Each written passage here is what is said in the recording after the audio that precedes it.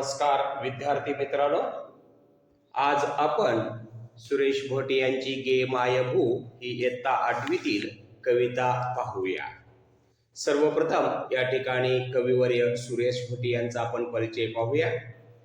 सुरेश भट हे मराठीतील एक सुप्रसिद्ध असे कवी।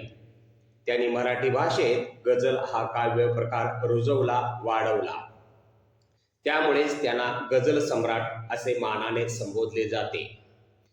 त्यांचं पूर्ण नाव सुरेश श्रीधर भट, त्यांचं टोपण नाव गझल सम्राट म्हणून त्यांना ओळखलं जातं। त्यांचा जन्म महाराष्ट्रातील अमरावती येथे 15 एप्रिल 1932 रोजी झाला। त्यांचे वडील श्रीधर भट हे व्यवसायाने डॉक्टर होते। कविवर्य सुरेश भट यांना लहानपणापासूनच कवितांची प्रचंड आवड होती। त्यांचं कार्यक्षेत्र जे आहे ते काव्य, साहित्य, पत्रकारिता।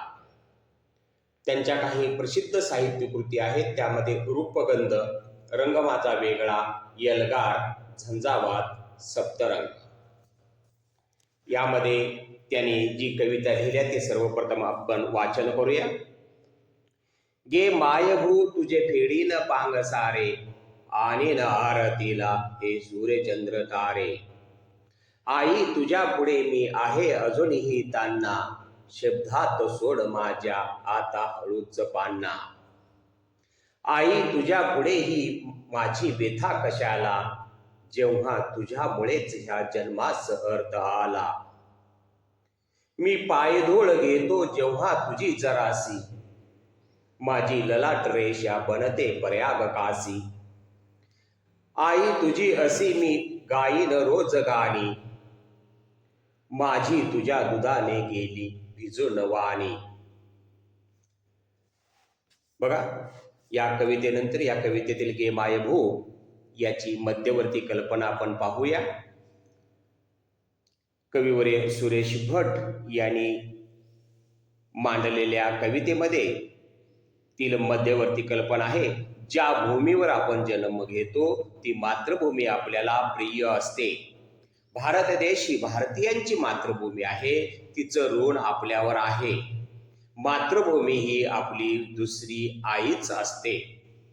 मातृभूमीच्या ऋणातून आपण कसे उत्तराई होऊ, त्यासाठी आपण काय काय करायला हवे, हा विचार या कवितेत कविवर्य सुरेश भट यांनी अतिशय सुंदर रीतीने मांडलेला आहे। तसेच त्यांच्या कवितेच्या मनातील मातृभूमीवरचा अपार अतिशय ओजस्वी शब्दामध्ये व्यक्त केलेला आहे। म्हणूनच सुरेश भट यांनी या कवितेमधून मातृभूमीविषयी प्रेम व्यक्त केलेले आहे। त्या कवितेतील काही वाक्यप्रचार व त्यांचा सूचित होणारा अर्थ आपण पाहूया। पांग फेडणे म्हणजेच उत्तराई होणे, उपकार फेडणे। जन्माला अर्थ येणे म्हणजेच जीवन धन्य होणे किंवा जन्म सार्थकी लागणे। पायधूळ घेणे म्हणजेच चरण स्पर्श करणे किंवा वंदन करणे। या कवितेमध्ये आलेले काही शब्दार्थ आपण पाहूया। मातृभू म्हणजेच मातृभूमी, भारत देश। आरती म्हणजे प्रार्थना। तान्हा म्हणजे लहान मूल। पान्हा म्हणजे दूध आईचे। व्यथा वेदना। पायधूळ चरणस्पर्श, पदस्पर्श। ललाट रेषा म्हणजे भाग्य किंवा नशीब। वाणी भाषा। बघा, या कवितेचा आपण भावार्थ ओळीनं पाहूया। गे मायभू तुझे फेडीन पांग सारे, आणि न आरतीला हे सूर्यचंद्र तारे। कविवर्य सुरेश भट या कवितेमध्ये म्हणतात, मातृभूमीचं गौरव गाताना कविवर्याने मांडलेले विचार पहा। हे मातृभूमी, मी तुझे सारे उपकार फेडीन आणि तुझी आरती करण्यासाठी आभाळातील सूर्य, चंद्र, सारे तारे पृथ्वीवर आणीन। हे भारत देशा, तुझी तेजो आरती मी या ठिकाणी गाईन, असं सुरेश भट या ठिकाणी म्हणतात। पुढं काय म्हटले पा, आई तुझ्या पुढे मी आहे अजूनही तान्हा, शब्दात सोड माझ्या आता हळूच पाना. आई तुझ्या पुढेही माझी व्यथा कशाला, जेव्हा तुझ्यामुळेच या जन्मास अर्थ आला. या कवितेच्या ओळीचा भावार्थ आहे, हे मातृभूमी तू माझी आई आहेस, माऊली आहेस. तुझ्या अंगावर खेळणारे अजूनही मी लहान मूल आहे, तान्हे लेकरू आहे. माझ्या शब्दामध्ये तुझ्या तेजस्वी पाना हळूच सोड. तुझ्या मायेच्या दुधाने माझे शब्द माखून जाऊ देत, चिंब भिजून जाऊ दे. हे माता तुझ्या पुढे मी माझी व्यथा मांडणार नाही. तुझ्यामुळेच तर माझ्या जन्माला खरा अर्थ प्राप्त झाला आहे. तुझ्यामुळेच माझं जीवन कृतार्थ झालेलं आहे, यथार्थ झालेलं आहे, असं कविवर्य सुरेश भट या ठिकाणी सांगतात. पुढं काय म्हटले पा, मी पायधूळ घेतो जेव्हा तुझी जरासी, माझी ललाट रेषा बनते पर्याग कासी.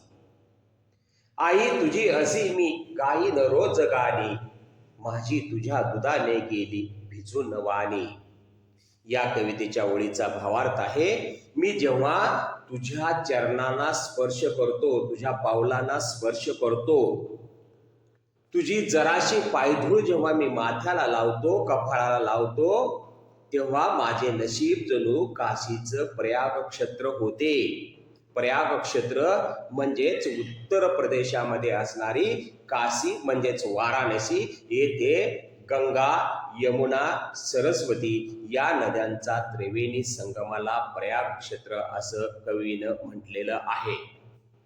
आणि म्हणूनच माझी भाग्यरेषा या ठिकाणी पावन होते. हे मातृभूमी, हे माझी आई, मी रोज तुझ्या गौरवाची गाणी गाईन. माझी भाषा, माझी वाचा तुझ्या दुधानं भिजून गेली आहे.